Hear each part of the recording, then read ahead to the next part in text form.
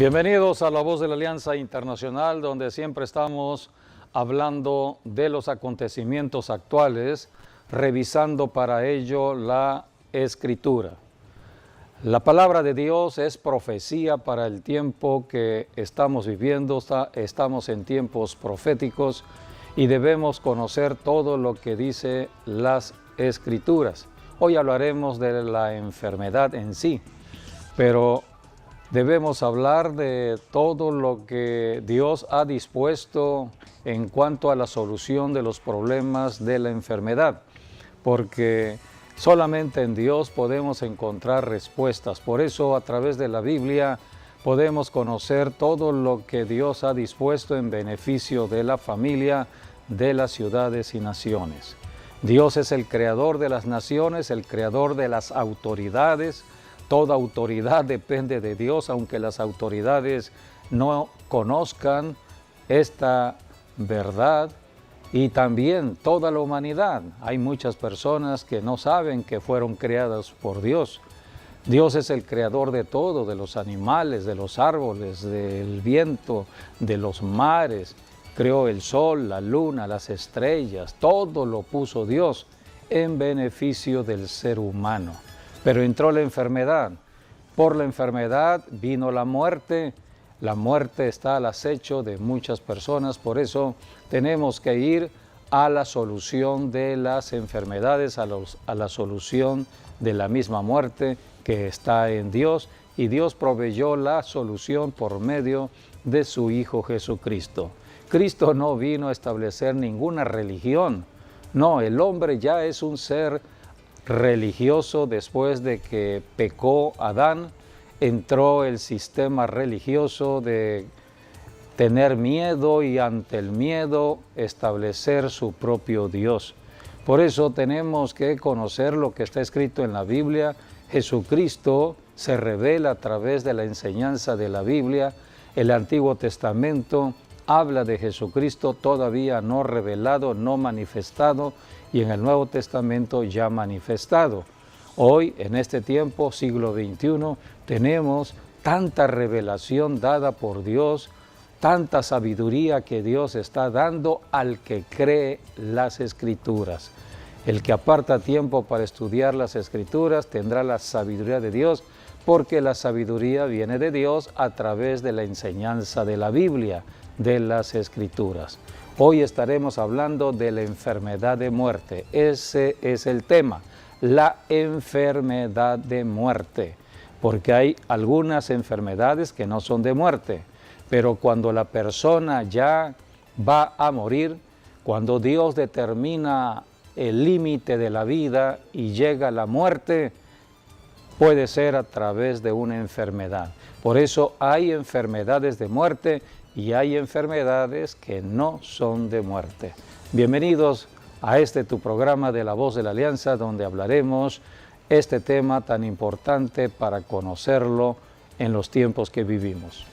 Sí, como dice el libro de Hebreos, ¿no? Que Jesucristo, Él es el mismo Dios de ayer, de hoy, de mañana y siempre, y Él está presto para sanar a los que están enfermos, para liberar o libertar a los que están cautivos, y para que aquellos que están lidiando con la muerte venga la vida del Señor Jesucristo, y Dios les da oportunidades a todos para que podamos acercarnos al Señor. Y no podemos morir sin antes ver lo que Dios está haciendo en nuestras vidas, lo que Él está haciendo en nuestra familia, en nuestra casa, y porque Dios tiene un propósito para cada uno de nosotros, y el propósito es lo que nos mantiene con vida. Por eso, si acudimos a Dios, vamos a encontrar nuestro propósito, y vamos a encontrar muchas razones por las cuales necesitamos vivir todavía para la honra y para la gloria de Dios. Sí, debemos revisar lo que dicen las Escrituras para ir conociendo todo lo que está sucediendo al tiempo de hoy. Desde el año pasado se vive una pandemia y muchas personas están desconcertadas ante todo lo que está ocurriendo. La palabra de Dios nos muestra en Romanos 5:12 que cuando Adán pecó, entró la muerte a la tierra. No había muerte hasta que Adán pecó. El pecado es lo que ocasionó la muerte. La muerte se manifiesta de tres maneras. Muerte espiritual. La muerte espiritual es la separación inmediata de Dios. Adán y Eva se apartaron de Dios. Después entró la muerte física. Dios es eterno, pero debido al pecado, el límite de la edad se estableció debido al pecado, para que el hombre no viviera por la eternidad en pecado. Por eso se limitó la vida terrenal. Y por eso también vemos como Adán no llegó ni a 1000 años. Creo que el que más vivió fue Matusalén. Sí. Así que la vida fue limitada debido al pecado. Pero también entró la muerte eterna. El ser humano, cuando muere, puede ir a la eternidad, arriba o abajo. Eso lo debemos conocer. El hombre nace para la eternidad. La eternidad se determina al morir. Al morir físicamente una persona, entra a la eternidad. La eternidad con Dios o la eternidad sin Dios. Esta es la lucha que libramos en la tierra. El diablo quiere llevar a la eternidad sin Dios al ser humano. El diablo por eso usa la tentación para que el hombre siga cometiendo pecado y a través del pecado llevar al hombre hacia abajo, hacia el lugar que Jesucristo definió como el infierno y después del infierno el lago de fuego, la eternidad apartada de Dios. Esto no es lo que Dios quiere para el ser humano. Para esto vino Jesucristo, para darnos un rescate de la muerte eterna y entremos a la vida eterna. Solamente en Jesucristo está la vida eterna. Por eso predicamos a Jesucristo. Así que cuando Adán y Eva pecaron, entró la muerte, y la muerte puede llegar por cualquier tipo de enfermedad. Hemos conocido tanto del virus, hemos conocido tanto de los efectos de los virus, pero también debemos conocer de las bacterias. Las enfermedades pueden llegar por medio de bacterias, por medio de virus y también por medio de toda la contaminación. Este medio ambiente en que vivimos está contaminado. Así que vivimos o nacemos en un planeta, en una tierra donde por el pecado ya hay mucho movimiento tanto de bacterias como de virus y la contaminación. La causa de todos estos tres aspectos o factores, el pecado. Es el pecado que mueve todo ello. Hemos hablado aquí en otros programas acerca de cómo los virus entran al cuerpo y empiezan a atacar las células del cuerpo. Es lo que hacen los demonios. Los demonios entran dentro del cuerpo para atacar al cuerpo dentro y empieza un proceso de muerte hasta que culmina la obra de un virus o de un demonio con la muerte. Para eso tenemos que estudiar la Biblia para saber a qué vino Jesucristo y cómo hoy estar luchando contra virus, bacterias, contra un medio ambiente contaminado. Solamente en Jesucristo podemos nosotros tener la protección. Jesucristo, hablando acerca de la muerte, Él dijo, no le teman a las personas que pueden matar el cuerpo. Jesucristo dijo, deben temerle a la persona que puede destruir tanto el cuerpo como el alma en el infierno. Muchas personas andan con miedo a morir. Esta palabra lo dijo Jesucristo en Mateo capítulo 10, versículo 28. Jesucristo dijo, no temáis a los que matan el cuerpo. Sí, y más el alma no pueden matar. Temed más bien aquel que puede destruir el alma y el cuerpo en el infierno. ¿Quién es la persona que puede destruir el alma y el cuerpo de una persona en el infierno? Dios. Es Dios el único que puede mandar al infierno a una persona. A esto vino Jesucristo, a rescatar del infierno a las personas. El diablo, debido a la astucia y al engaño que hace en la tierra, está conduciendo a muchas personas al infierno. ¿Por qué se van al infierno? Por el pecado. El pecado, Dios determinó que el alma que pecare moriría. Dios estableció leyes. Las leyes son establecidas por Dios. El diablo se sujeta a la ley de Dios. El diablo sabe que cuando el hombre en la tierra peca, entonces ya le pertenece al diablo. Es lo que dice 1 de Juan 3:8. El que peca le pertenece al diablo. Es la ley de Dios. Entonces el diablo cobra derecho debido al pecado, por la ley de Dios. Entonces el diablo está actuando de tal manera para conducir a la persona hacia la muerte. Juan 10:10, Jesucristo dijo, el ladrón, llamándose diablo o Satanás, viene para hurtar, matar y destruir. Esta es la obra del diablo, pero Jesús dijo, yo he venido para que tengan vida y vida en abundancia. Aquí el Señor dijo en Mateo capítulo 10, versículo 28, no le deben temer a el que mata el cuerpo, sino al que puede llevarlos a la condenación eterna en el infierno, y ese es el pecado, y es Dios.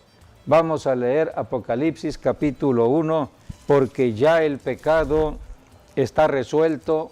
Jesucristo ya resolvió el asunto del pecado hace 21 siglos cuando murió en la cruz del Calvario, y también resolvió el asunto de la muerte. Ahora vamos a ver quién tiene las llaves de la muerte. Está en Apocalipsis capítulo 1, en el versículo 17 y 18.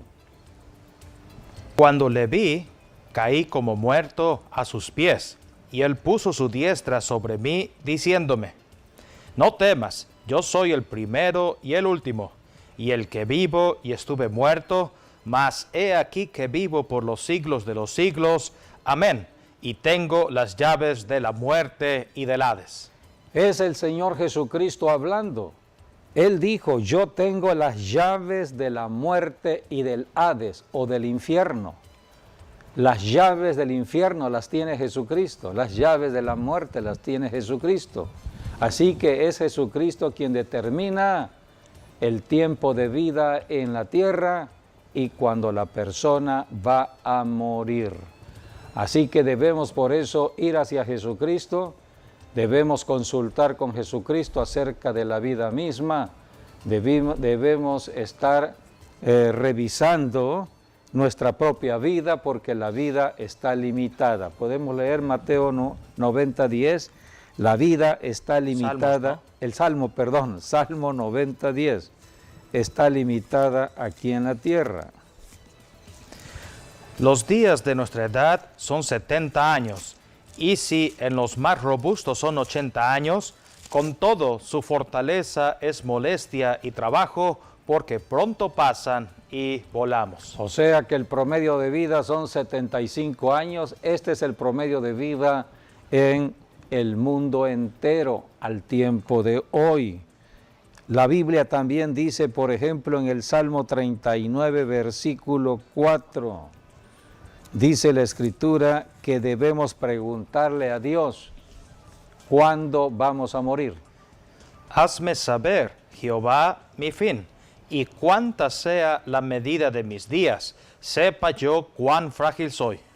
El hombre debe planear su vida en la tierra. La vida está limitada a 75 años promedio, entre 70 y 80 años. Por lo tanto, debemos estar programando las actividades propias en la vida aquí en la tierra, pero tenemos que preguntarle a Dios, Dios, ¿hasta cuándo viviré en la tierra? Así que es Dios quien tiene las llaves de la muerte y del Hades. Hay que preguntarle. Esta enseñanza no se dan en las iglesias, no se dan en cualquier lugar. Es necesario aprender de todo ello por los tiempos que hoy ya estamos viviendo. Estamos viviendo tiempos proféticos del arrebatamiento de la iglesia, cuando la iglesia ya terminará su tarea y será levantada al cielo. Así que pronto terminará la predicación del Evangelio de Jesucristo, la predicación del Evangelio de salvación. Y es necesario saber lo que Dios ha determinado para la vida humana.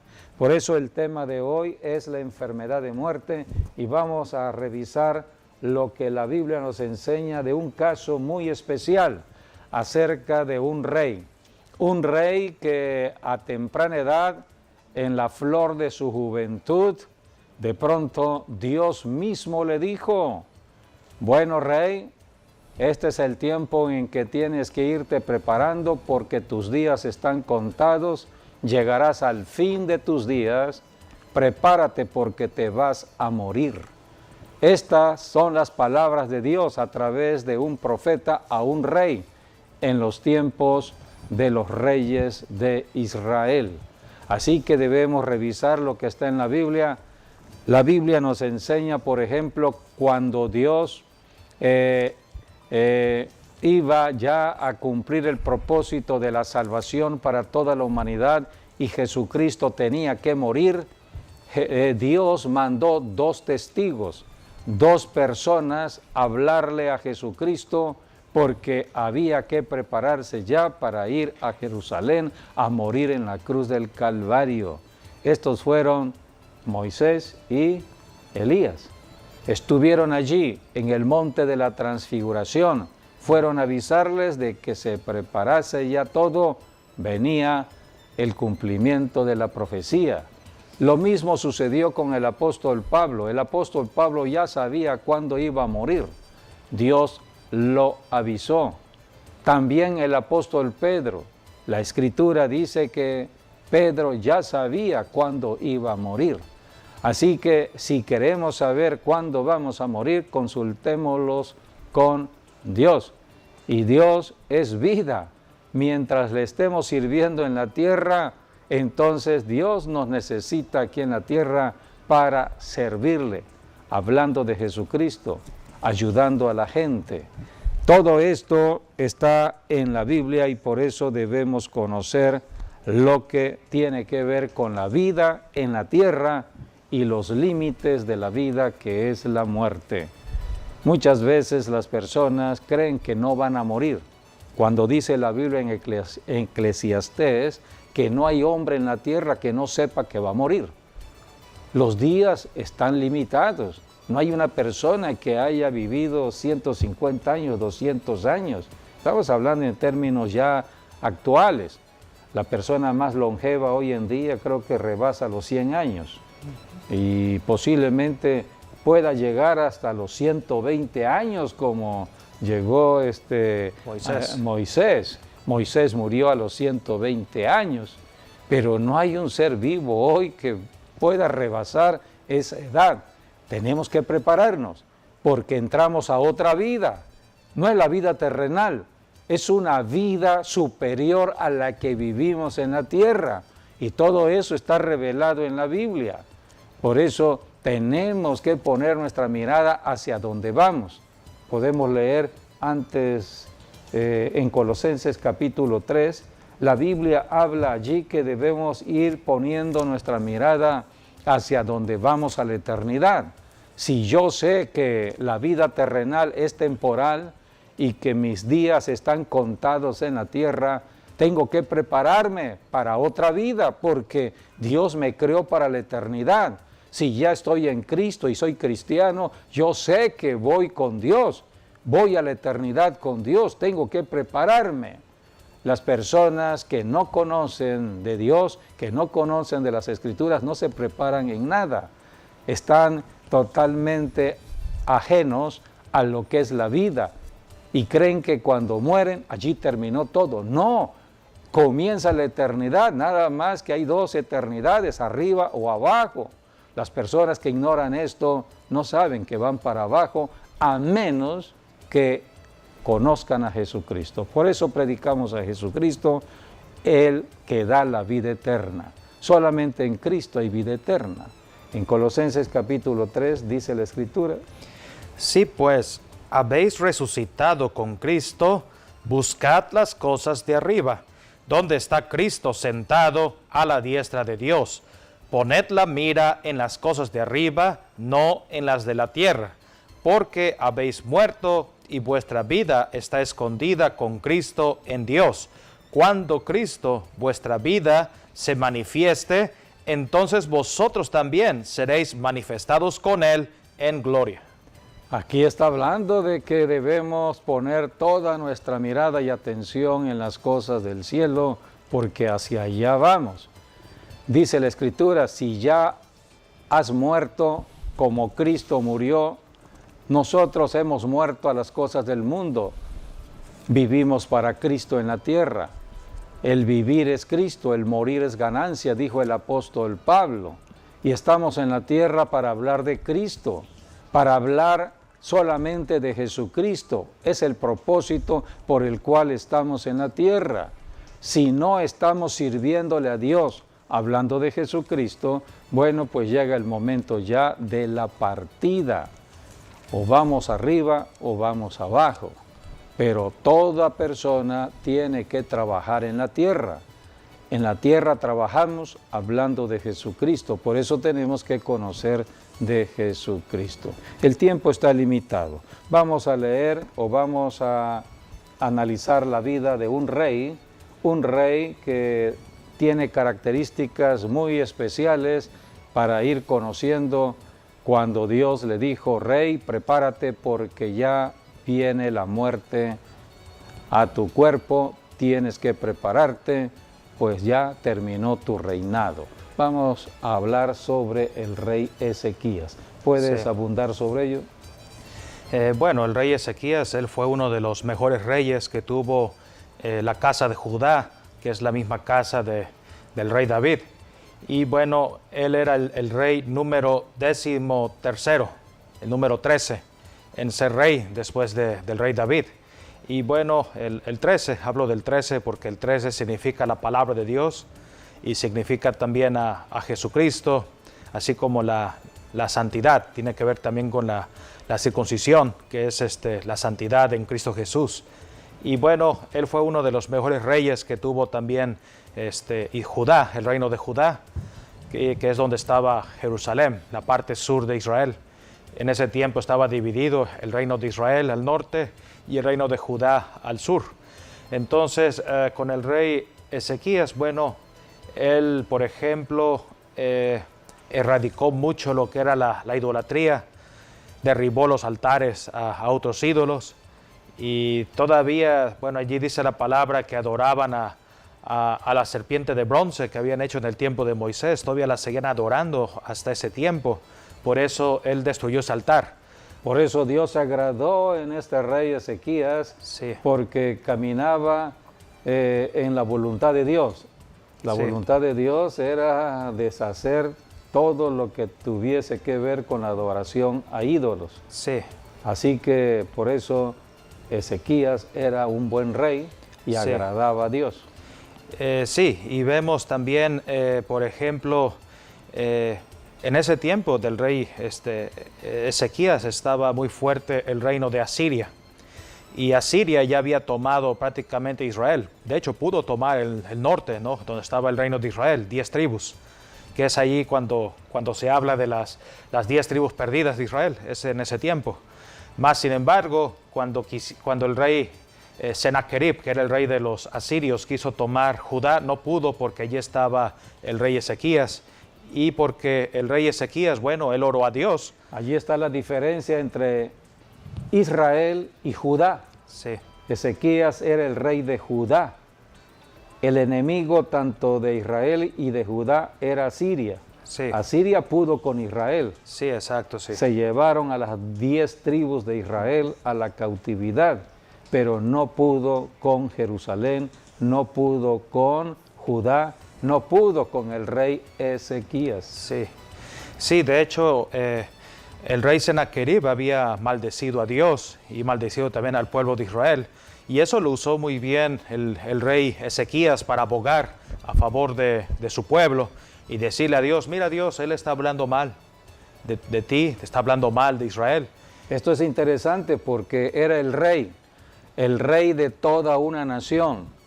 Todo lo consultaba con Dios. Era un rey sensible a la comunión con Dios.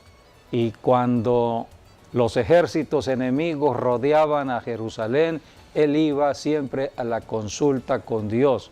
Por eso Dios se agradó de Ezequías. Era un hombre temeroso de Dios. Era un hombre que agradaba a Dios en todo lo que Dios le mandó hacer. Por eso Jerusalén fue protegida. Ezequías fue protegido ante los asirios. En cambio Israel no fue protegido. En cambio Judá sí. Así que aquí tenemos cómo Dios protege cuando nosotros caminamos en el temor de Dios, haciendo lo que a Dios le agrada. Ezequías era un rey que le agradó a Dios y por eso Dios lo prosperó. Fue un hombre también que construyó, fue un hombre constructor, un urbanista para Jerusalén. Sí, él, bueno, con él se relacionan los dos estanques que tiene o tenía Jerusalén, el estanque de Betesda y el estanque de Siloé. El de Betesda, que estaba en el norte de Jerusalén, junto al templo casi, y el otro estaba en hoy en día lo que se llama la ciudad de David, en la parte sur de Jerusalén. Y de hecho, en el estanque de Siloé, el estanque de Siloé venía prácticamente era un estanque que tenía que ver también con el agua y tenía que ver con la fuente de Gihón, que estaba en la parte fuera de Jerusalén, donde estaba el valle de Cedrón.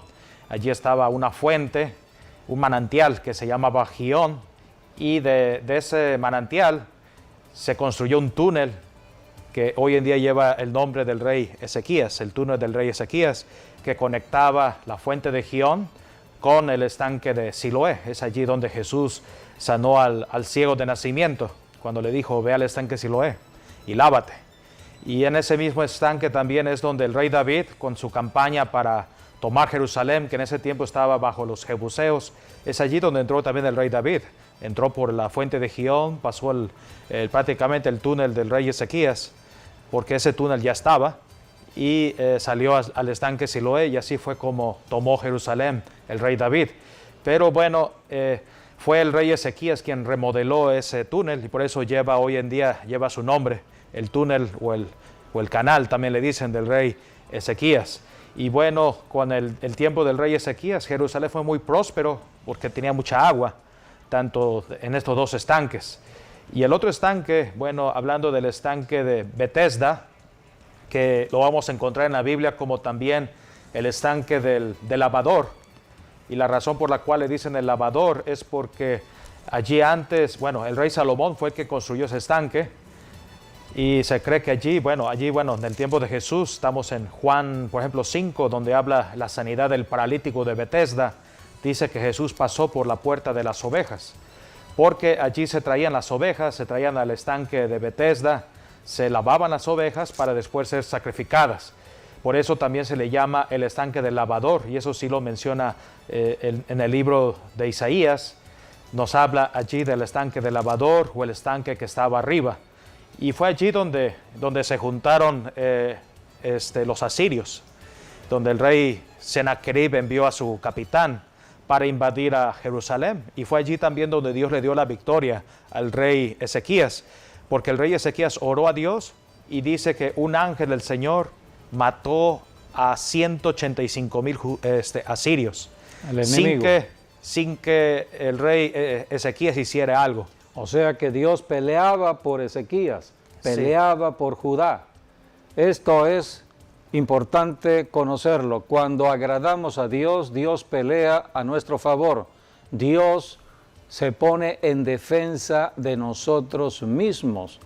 ¿Cuántos salmos hablan de cómo Dios es nuestro protector y nuestro defensor.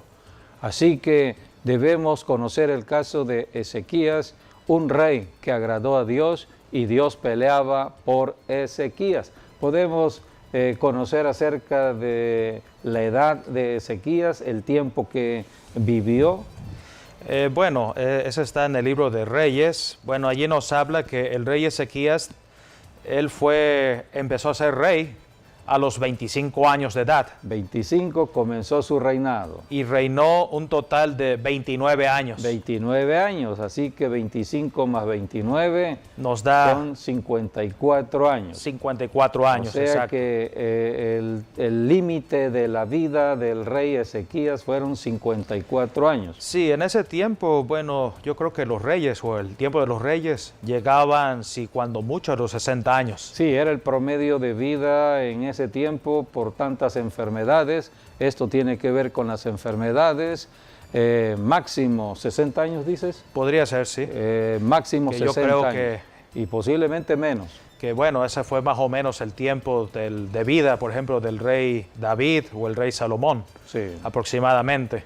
Entonces, bueno, nos habla de que el rey Ezequías, bueno, cuando tuvo la enfermedad ya había tenido gran éxito, ya había derrotado a Siria y bueno, ya Dios lo había hecho una gran prosperidad o abundancia sobre Jerusalén con mucha agua.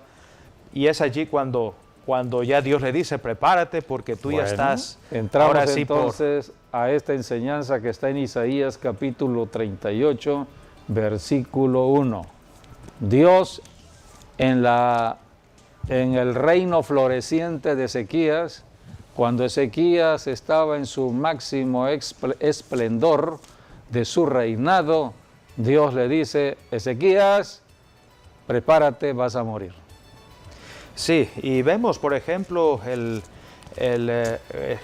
tenía 54 años y cuando Dios le dice, bueno... No, vivió hasta los 54 años. Él vivió 54 años, pero cuando sucedió esto, Dios le regaló 15 años de vida. Bueno, vamos a la enseñanza. ¿Qué fue lo que dijo Dios en Isaías 38:1? En aquellos días Ezequías enfermó de muerte, vino a él el profeta Isaías, hijo de Amós, y le dijo, Jehová dice así, ordena tu casa porque morirás y no vivirás. Considerando ahora ya la vida, los años de vida de Ezequías, ¿a qué edad fue cuando Dios le dijo a Ezequías, prepárate, ya te vas a morir? ¿Qué edad tendría Ezequías? Bueno, como dice la palabra que Dios le regaló 15 años de vida, entonces habría que restarle a 54 menos 15. Y eso nos da que el rey Ezequías tenía 39 años. O sea que a los 39 años Dios se le reveló a Ezequías para decirle, vas a morir. Un joven de 39 años, ¿30 qué? 39. 39 años. A los 39 años una persona está sentenciada a la muerte. Ahora, ¿cómo vendría la muerte? Por medio de una enfermedad. Dios permitiría ahora que un virus, una bacteria, entrara al cuerpo de Ezequías para hacer su obra destructiva y llevarle a la muerte. ¿Cuánto tiempo iba a tardar este virus, esta bacteria en destruir el cuerpo y llevarle a la muerte?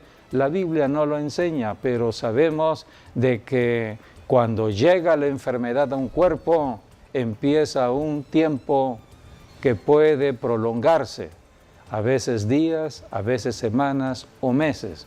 Pero cuando la sentencia de Dios ya está establecida de muerte, morirá. Así que solamente Dios puede, solamente Él, quitar esa sentencia. Por eso debemos saber a quién acudir cuando ya estamos enfermos y cuando ya hay una sentencia de muerte. Y esto fue lo que hizo Ezequías. Ezequías era un hombre temeroso de Dios, era un hombre sensible a la palabra de Dios. Él era el ungido de Dios, era rey, fue ungido para ser rey. Entonces Dios mandó al profeta Isaías para decirle al rey Ezequías que se iba a morir. Para ello vendría un virus, una bacteria, y la enfermedad llegaría a su cuerpo. Así que iba a pasar un proceso en la enfermedad, tal como lo vivió también Job.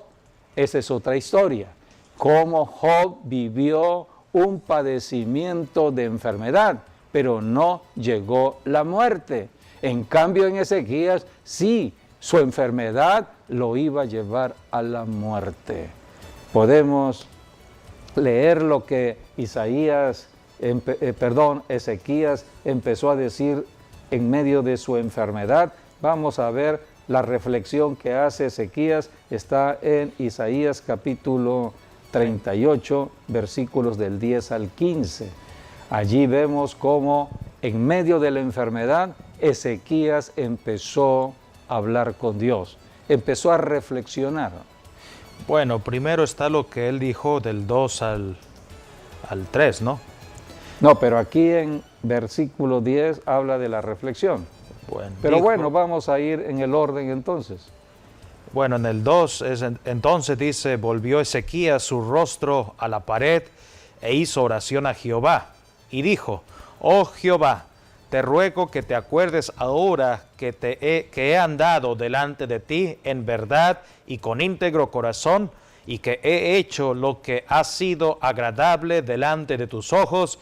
Y lloró Ezequías con gran lloro. Aquí está la forma en que este rey vino a la presencia de Dios, con un corazón quebrantado, un corazón en arrepentimiento, un corazón totalmente sensible y con lágrimas. Lloró delante de Dios.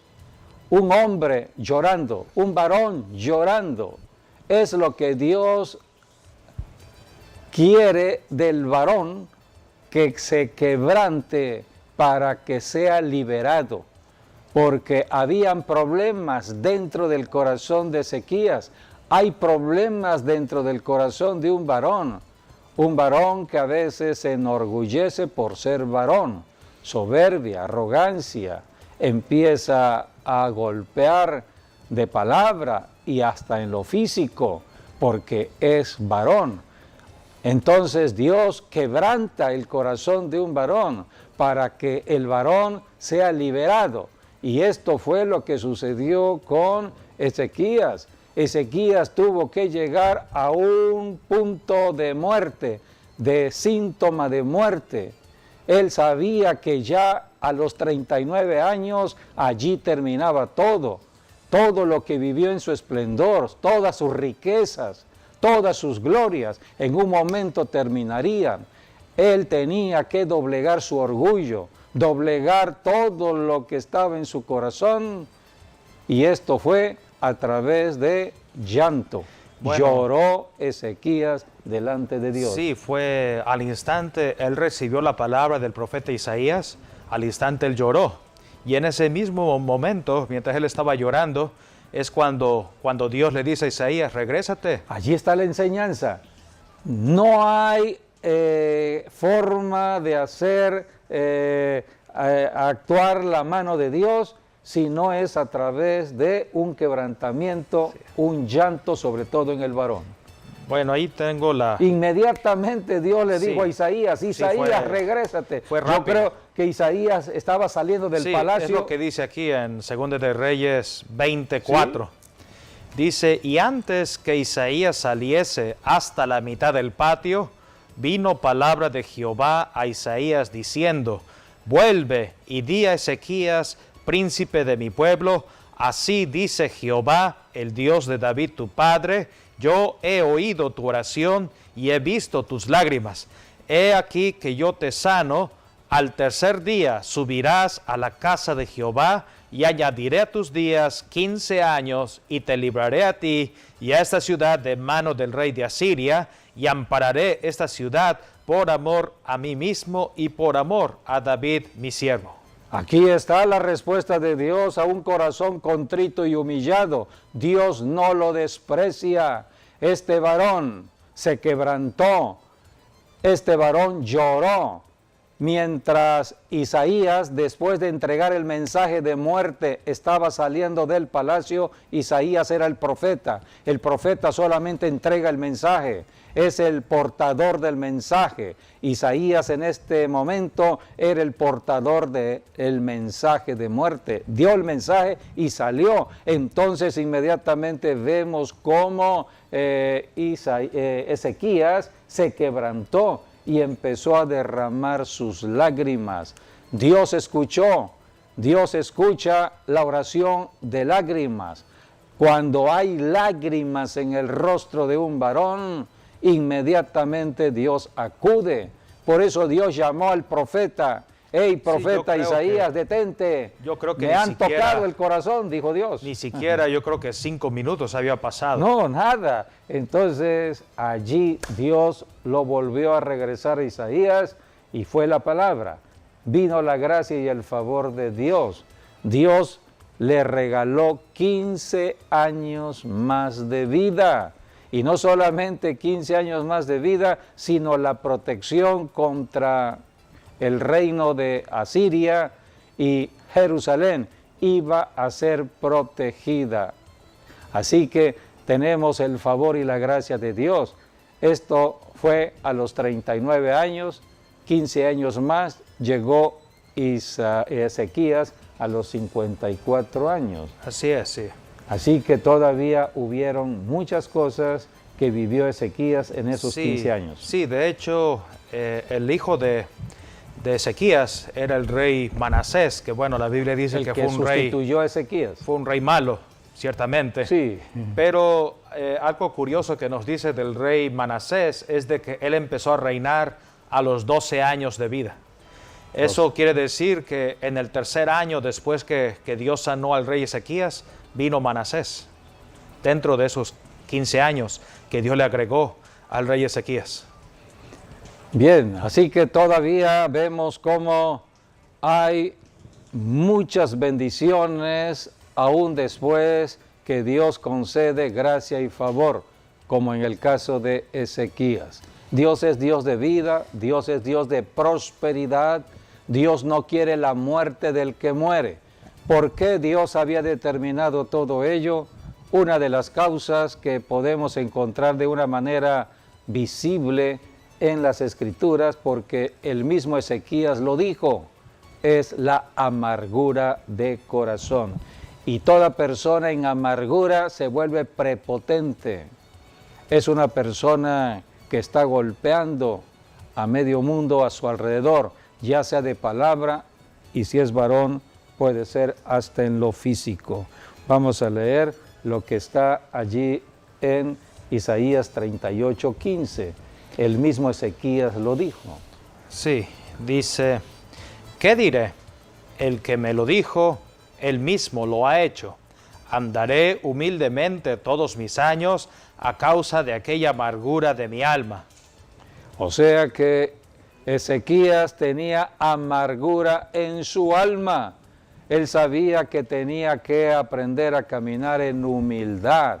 Por eso él aprendió que cuando quebrantó su corazón y derramó sus lágrimas, eso es humildad, es una señal de humildad. El que se humilla, dice la Escritura, será exaltado.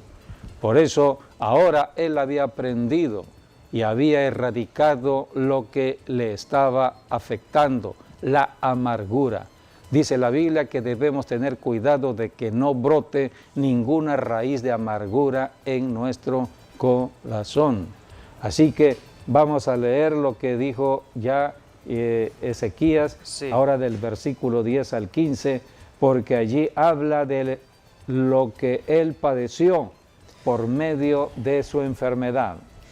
Yo dije, a la mitad de mis días iré a las puertas del Seol, privado soy del resto de mis años. O sea, todo esto lo reflexionó en la oración de quebrantamiento, cuando derramó sus lágrimas.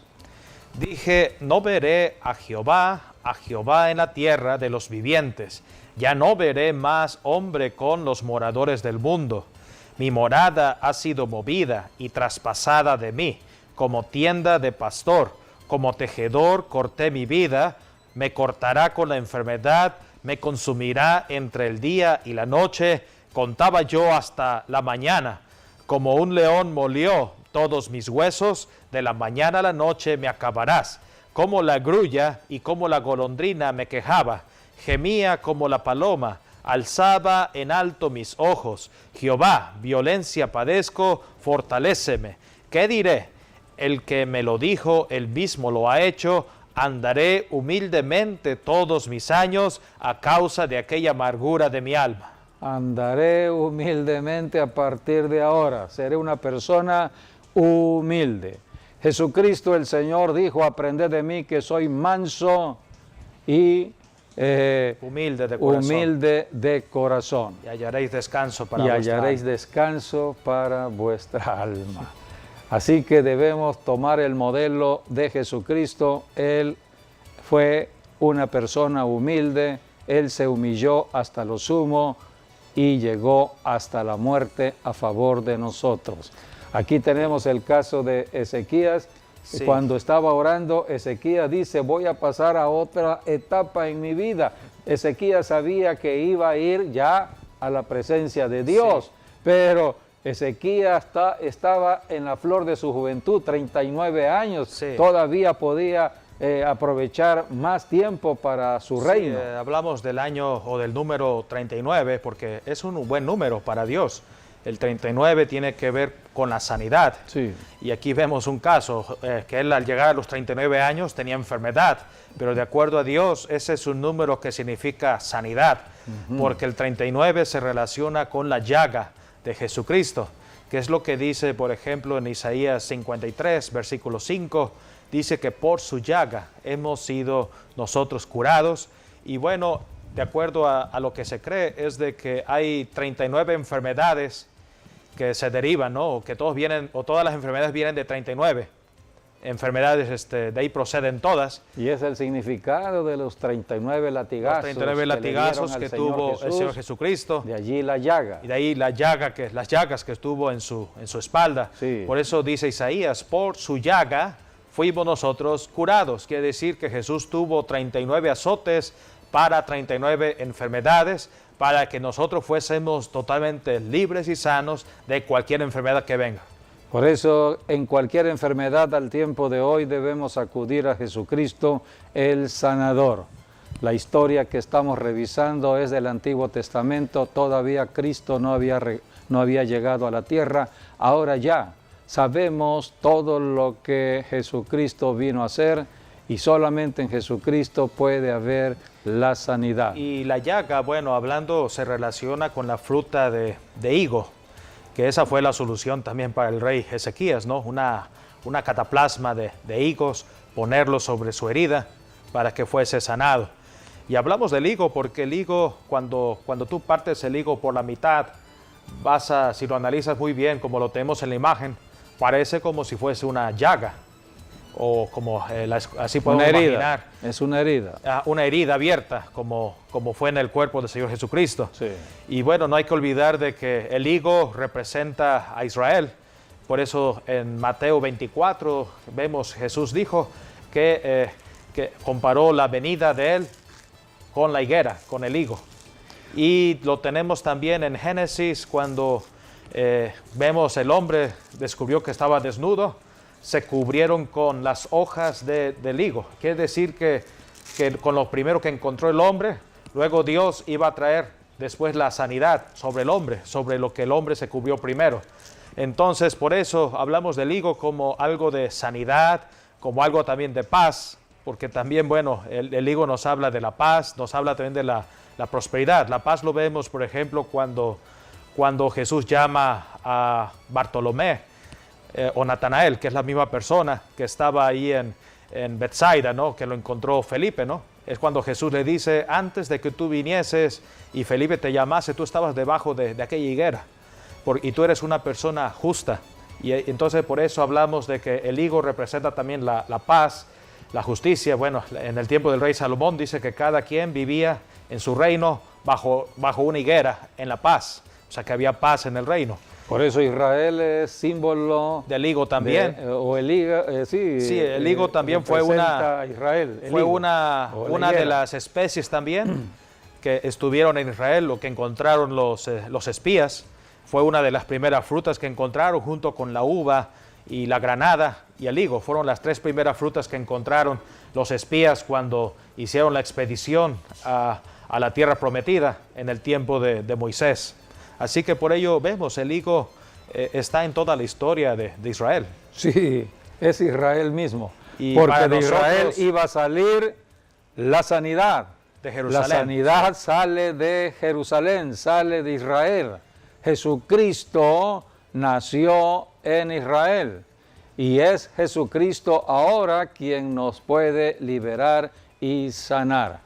La Biblia dice que cuando Dios le concedió 15 años más de vida al rey Ezequías, entonces el profeta Isaías dijo lo siguiente, dice, tomen una masa de higos y pónganla en la llaga y sanará. Aquí debemos aprender de que la sanidad puede venir de muchas maneras cuando Dios la envía. Este es un punto de contacto de fe a través de un elemento de la naturaleza. Hoy podemos conocer cuántas personas han sido sanadas por medio de un té, un brebaje de hojas, de raíces, sí. Porque sí, todo esto Dios lo estableció para la sanidad. Remedios naturales. Remedios naturales. Aquí tenemos el higo como un punto de contacto, dice la Biblia, lo pusieron en la llaga y sanó. Así que todo esto es lo que hoy estamos aplicando en la enseñanza dada por las Escrituras, guiados por el Espíritu Santo. Hay muchas formas en que Dios, cuando Dios envía sanidad, podemos ser sanados. Por eso usamos elementos o puntos de contacto de fe. Puede ser el agua, puede ser el aceite, puede ser un pañito, un trapo. Dice la Biblia que en los tiempos de Pablo, la gente llevaba de la ropa misma del apóstol Pablo, llevaban trapos y sí, a través de un punto de contacto de fe, la sanidad puede estar allí. Hoy nos movemos por medio de la fe. Por eso tenemos que confiar en lo que dice la Escritura. Dios no quiere la muerte del que muere. Dios es Dios de vida. En Jesucristo hay vida. Él ya venció la muerte. En los tiempos de Ezequías todavía no había venido Jesucristo, la muerte prevalecía. Ahora no, ahora en Jesucristo tenemos vida. El que tiene la llave de la muerte es Jesucristo, pero Jesucristo nos tiene en la tierra en vida para trabajar llevando vida. El Evangelio es vida, la palabra de Dios es vida, las Escrituras es vida y la oración por los enfermos es vida. Todo cristiano al orar debe reprender la muerte, porque nosotros no estamos aquí para soltar muerte, sino para soltar vida.